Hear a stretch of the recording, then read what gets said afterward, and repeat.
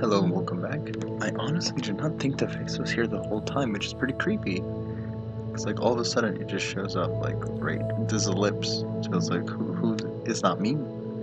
Is it a woman? The lips look like a woman's lips, but the top part of the screen isn't like visible. Maybe if I get rid of the glare? Huh. It's not in the glare. Alright.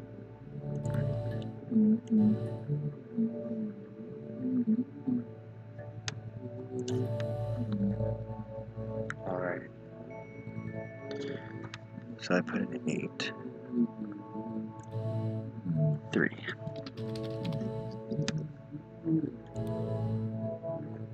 Five entries found. Cool. That's all I had room for. I think so. I mean, to get into our garden, we'd have to climb through other gardens. All the gardens back onto each other, so you'd have to climb over 1, 2, 3 gardens to get to ours. I mean, did anyone see anything? Did anyone see anyone come and go? An intruder?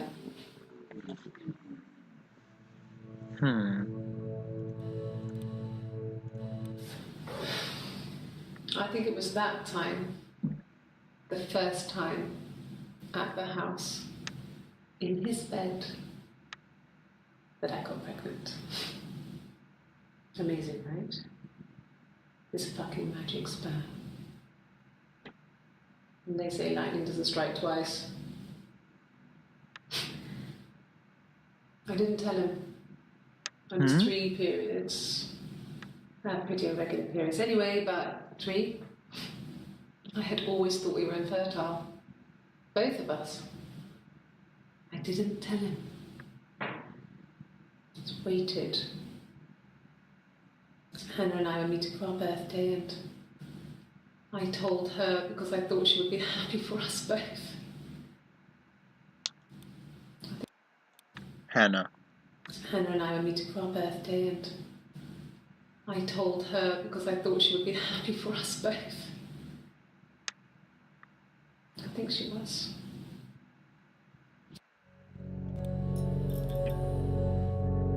Why does that face pop up? It's so creepy. Like I said before, it was 3, something like that. I walked in, saw Simon. He was on the floor of the living room. Wait, what? He was on the floor of the living room. Simon. He was on the floor of the living room. Floor of the living room. His throat had been cut. There was a lot of blood.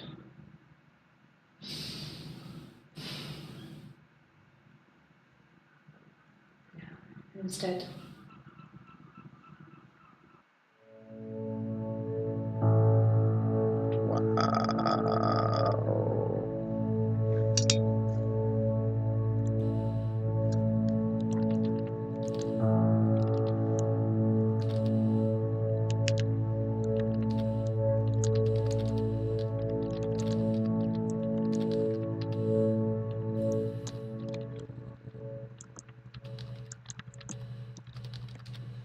Okay. That's an important one. Oh, yeah. Okay, so we're gonna look at Hannah first. Oh, wow. Who is this Hannah person? My name is Hannah. Oh. H-A-N-N-A-H. It's palindrome. It reads the same backwards as forwards. It doesn't work if you mirror it though. It's not quite symmetrical, but well, you get the idea. Sorry. Hannah Smith. I live at 31 Gladstone Street.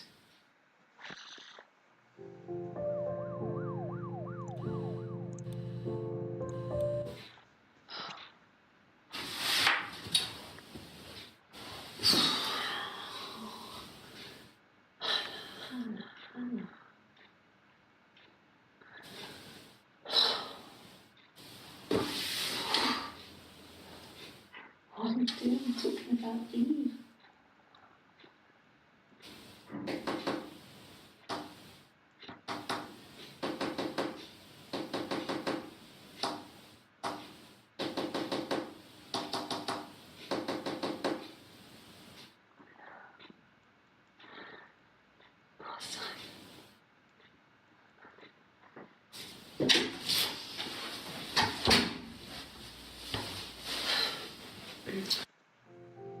Okay. Yes, my name is Hannah Smith. Oh, shit. Sorry.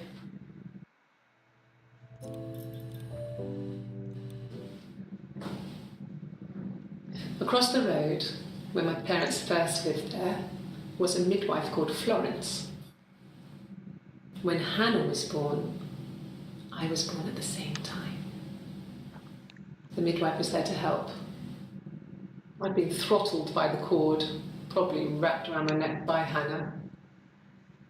The midwife told my mother I was dead. But I wasn't.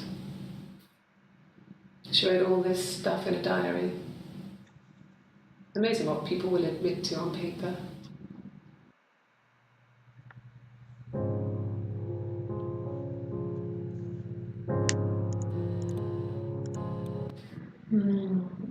She recognized me from the window. She told me to come inside, and she hid me. They had made the attic into a place where Hannah could play. There was a dollhouse. She hid me up there. No one else ever went into the attic. What the It hell? was her place.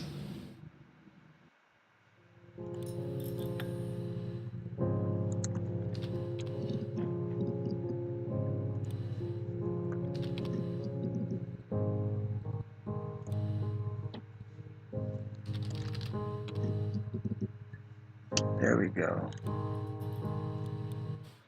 Okay. There's a girl and she's staring out of the window. She's sad. She's trapped. She's here. She's looking out the window because her mother won't let her out. Are these ambiguous pictures? It's Rapunzel. The story starts when she's born.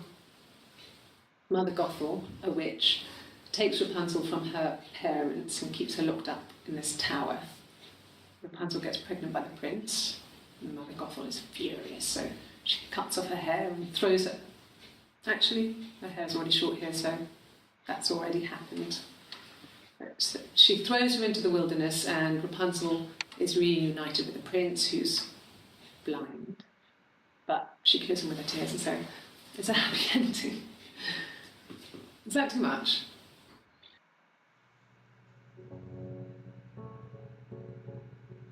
Happy ending. What? I would have been a good mother. I was young, but I would have been a good mother. She was a girl, by the way, the baby. We were going to call her Sarah. Simon wanted to call her Ava after his nana, but I didn't want her to have a symmetrical name. Okay.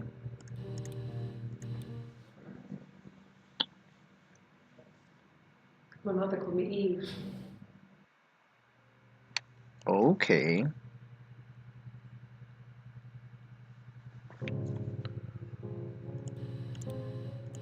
Well, she wasn't my real mother, but she raised me. Do you want to hear the story? It's a real-life fairy tale.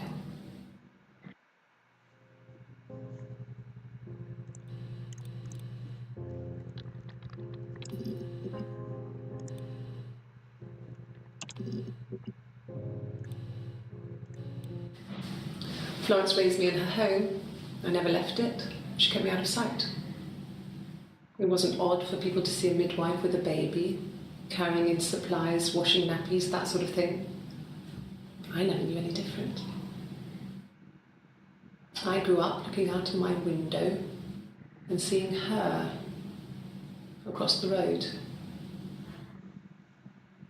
I thought it was like a reflection in the mirror. She was me. Mirror.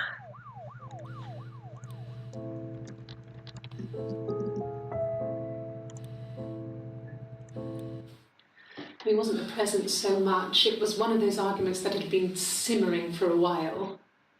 The present was a mirror, a nice mirror, He'd engraved the glass, the kind of mirror a princess would have in a story. Aww. He made it specially for me. That actually does sound special. The mirror. I can't remember. I put it somewhere safe. Upstairs, I think. I haven't looked at it since. Because she feels guilty? Silverleaf? No. He normally silvers them properly. This mirror, it's supposed to look antique. The reflection isn't as good. It's the perfect mirror for someone who doesn't like to look at their own reflection.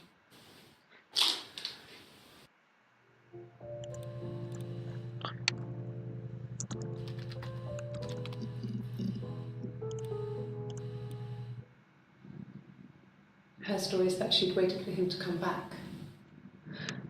She put on my wig, some of my clothes, pretended to be me.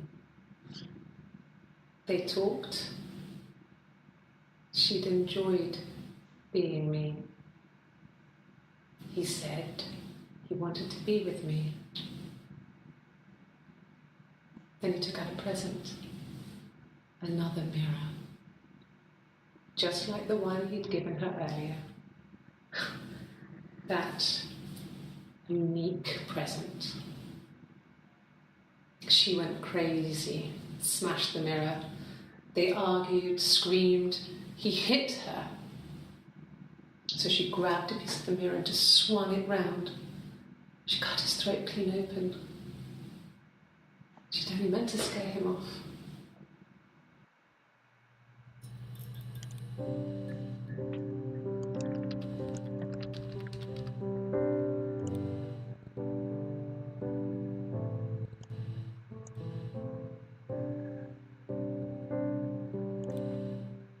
Wait.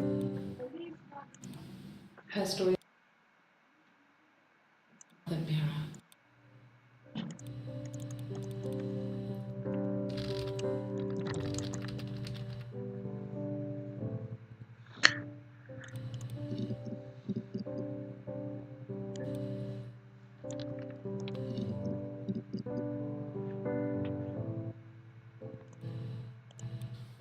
No, he doesn't have any tattoos. He has a scar down here near his stomach, past his hip. Cut himself with some glass. That was before, a long time ago. He looks just like the photo. He's not got his glasses on here though. He takes them off with the camera.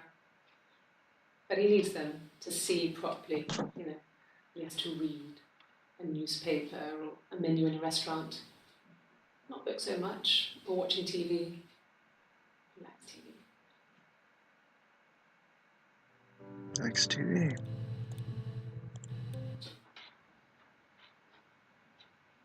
His body didn't real. His throat. It looked like his throat had been cut.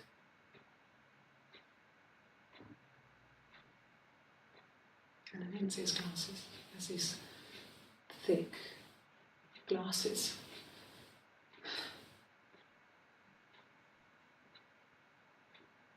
It doesn't always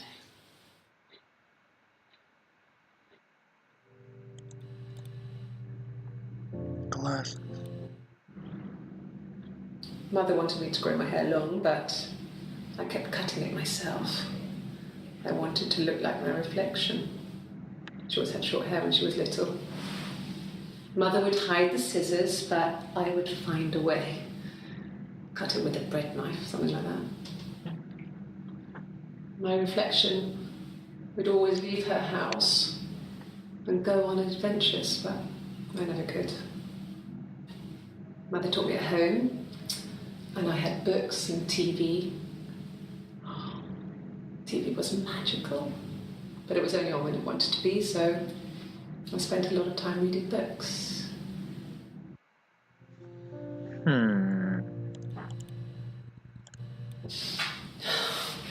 We were obsessed with fairy tales. Not just the pretty ones, but the traditional ones. They were dark and real, bizarre and violent. Like the grim Felt ones? like life. We had this huge old book that I think Mum must have bought from a library sale. The illustrations had thin tracing paper over them to protect them. They were in colour, shiny plates. At the front of the book was an index of illustrations. We read that more than the actual stories. We'd read aloud the captions and flip between the pictures. There was something intimate about peeling back the tracing paper and dressing the pictures. Rapunzel's hair was cut. The eagle plucks out his heart. The princess pricks her finger. That's a grim fairy tale, I think. Good.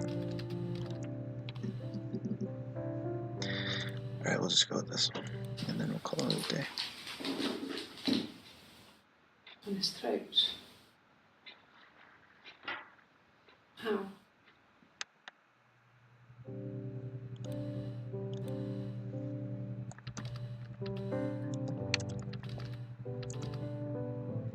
Alright, I'll end it here. And we'll look at my next clue next time. See you then.